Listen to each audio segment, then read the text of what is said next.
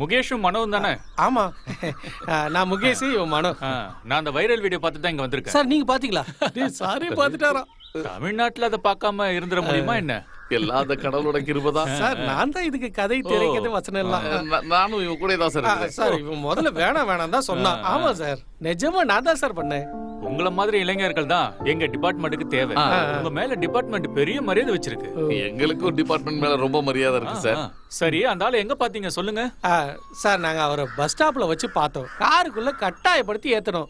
2 பிரியாணி தரேன்னு சொல்லி தான் அவரை இங்கேயே கூட்டிட்டு வந்தோம். அப்போ நெருக்கம் இருக்குன்னு சொல்லுங்க. மனசளவுல நல்ல நெருக்கம் தான் சார். சரி, ஸ்டேஷன் வரைக்கும் கொஞ்சம் போலாமா? நான் ரெடி சார். சார் 3 பேரா போனா பிடிக்க மாட்டாங்களா சார்? பாண்டி. பாண்டி இல்ல சார், இது மனோ, நான் முகேஷ்.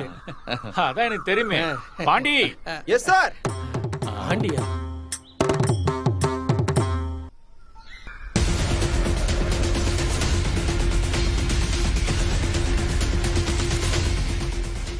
இது யாருன்னு தெரியுதா?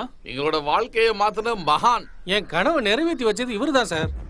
அண்டர் கிரவுண்ட்ல சிலை கடத்துறதுல நம்பர் 1 இவன் தான்டா, மதுரை செல்வராஜ். 5 வருஷமா கேரளா அப்புறம் தமிழ்நாட்டு போலீஸ்க்கு தண்ணி காட்டினவன் தெரியுமா?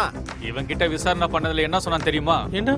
இவன் இது வரைக்கும் பண்ண எல்லா கடத்தல் கேஸ்லயும் உங்களுக்கு சம்பந்தம் இருக்குன்னு சொன்னான். நான் தான் சொன்னேன்ல, ஆபத்தாயிடுன்னு. இதான் அந்த ஆபத்து. மாமியார் வீட்டுக்கு போலாமா? கிளம்புங்கடா. அடடா.